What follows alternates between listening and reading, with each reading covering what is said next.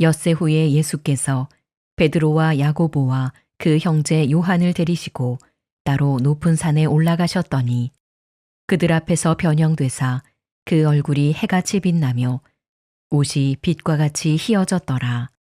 그때에 모세와 엘리야가 예수와 더불어 말하는 것이 그들에게 보이거늘 베드로가 예수께 여쭈어 이르되 주여 우리가 여기 있는 것이 좋사오니 만일 주께서 원하시면 내가 여기서 초막 셋을 짓되 하나는 주님을 위하여 하나는 모세를 위하여 하나는 엘리야를 위하여 하리이다. 말할 때에 호련히 빛난 구름이 그들을 덮으며 구름 속에서 소리가 나서 이르시되 이는 내 사랑하는 아들이요 내 기뻐하는 자니 너희는 그의 말을 들으라 하시는지라. 제자들이 듣고 엎드려 심히 두려워하니 예수께서 나와 그들에게 손을 대시며 이르시되 일어나라 두려워하지 말라 하시니 제자들이 눈을 들고 보매 오직 예수 외에는 아무도 보이지 아니하더라. 그들이 산에서 내려올 때에 예수께서 명하여 이르시되 인자가 죽은 자 가운데서 살아나기 전에는 본 것을 아무에게도 이르지 말라 하시니 제자들이 물어 이르되 그러면 어찌하여 서기관들이 엘리야가 먼저 와야 하리라 하나이까. 예수께서 대답하여 이르시되 엘리야가 과연 먼저 와서 모든 일을 회복하리라. 내가 너희에게 말하노니 엘리야가 이미 왔으되 사람들이 알지 못하고 임의로 대우하였도다. 인자도 이와 같이 그들에게 고난을 받으리라 하시니 그제서야 제자들이 예수께서 말씀하신 것이 세례 요한인 줄을 깨달으니라. 샬롬. 오늘 말씀은 변화산 사건입니다. 예수님은 베드로와 야고보와 요한을 데리고 높은 산에 올라가십니다. 그리고 그들 앞에서 변형되십니다. 얼굴은 해같이 빛나고 옷은 빛과 같이 휘어졌습니다. 이 장면은 사실은 예수님의 본질을 잠깐 보여주신 사건입니다. 십자가의 길을 걸어가시기 전에 제자들에게 내가 누구인지를 분명하게 보여주신 것입니다. 더 놀라운 것은 모세와 엘리야가 나타났다는 것입니다. 율법과 선지자가 예수님과 함께 서 있습니다. 이것은 예수님이 율법의 완성이고 예언의 성취라는 선언입니다. 그런데 베드로가 이렇게 말합니다.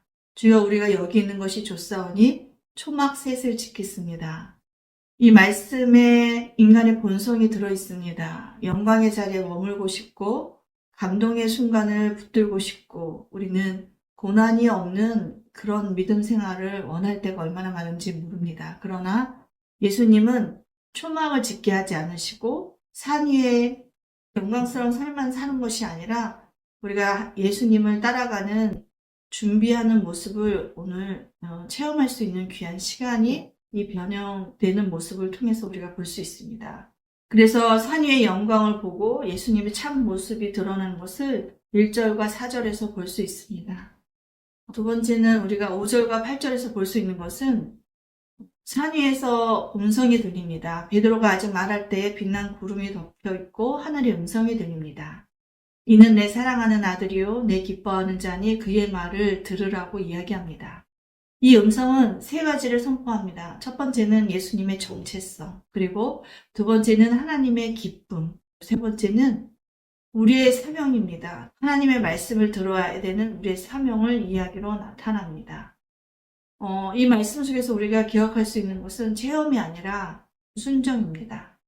제자들은 두려워서 엎드렸습니다. 영광은 황홀함 이전에 거룩한 두려움을 동반합니다. 그때 예수님께서 다가와서 손을 대시면서 말씀하십니다. 일어나라. 그리고 두려워하지 말라. 하늘의 음성과 예수님의 손길이 함께 있습니다. 그리고 초월적인 영광과 인격적인 위로가 동시에 있습니다. 고개를 들었을 때 모세도 엘리야도 보이지 않고 오직 예수님만 보였습니다. 이것이 바로 산 위에서의 체험, 영광 가운데 임하는 그 신비 가운데 예수님만 남습니다. 신앙은 우리가 무엇을 느꼈느냐가 아니라 누구를 붙드냐의 문제입니다.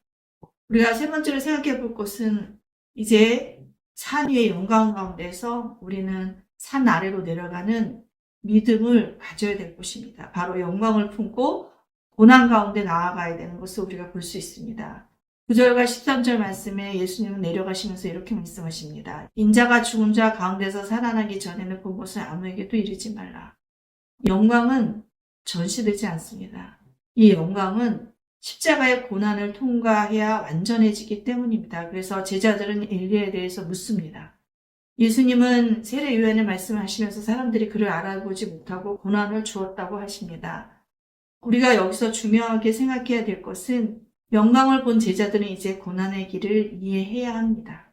산 위에서 본 빛은 산 아래에서 겪을 어둠을 견디게 하기 위한 것이었습니다.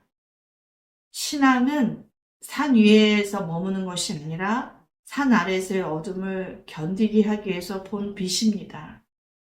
진짜 믿음은 산 위가 아니라 산 아래에서 나타나는 것을 우리가 볼 수 있습니다. 우리 사람의 모든 관계 속에서 우리의 연약한 육체, 또 연약함을 통해서 우리의 삶에 어떤 열매가 보이지 않을 때 이해되지 않는 하나님의 계획 앞에서 우리는 왜 이런 일이 생겼는지 하나님 앞에 묻습니다. 그러나 변화산의 기억은 이렇게 이야기합니다. 내가 본 영광은 진짜다. 지금의 고난이 끝이 아니다. 이렇게 볼 수가 있습니다. 산 위에서의 영광은 현실 도피가 아닙니다. 그리고 산 아래의 고난은 하나님의 부재가 아닙니다. 하나님은 우리에게 영광을 보여주시고 그 영광을 품고 내려가게 하십니다. 그리고 산 위에서 이는 내 사랑하는 아들이라고 음성을 듣고 산 아래서는 두려워하지 말라는 예수님의 손길을 붙들기를 원하십니다. 믿음이란 것은 산 위의 빛을 기억하면서 산 아래를 걸어가는 힘입니다. 우리 앞에 삶이 산 아래일지라도 우리는 이미 산 위의 영광을 경험한 사람들입니다. 그래서 초막을 짓지 말고 두려움에 엎드린 채 머물지 말고 오직 예수 그리스도만을 바라보며 산 아래의 어둠 가운데 빛으로 존재하는 언덕에 신을교회의 귀한 빛나는 믿음의 존재들이 되기를 축복합니다. 기도하겠습니다. 하나님 아버지 감사합니다. 오늘 변화산 사건을 통해서 변형되신 예수님의 모습을 보며 영광된 하나님의 귀한 빛나는 모습을 봅니다. 우리가 그것을 체험하고 나서 우리는 산 아래로 예수님이 살아계신 그 모습으로 이 세상 가운데 오신 하나님의 아들인 것을 믿고 나아가는 믿음으로 삶을 살아가야 됩니다.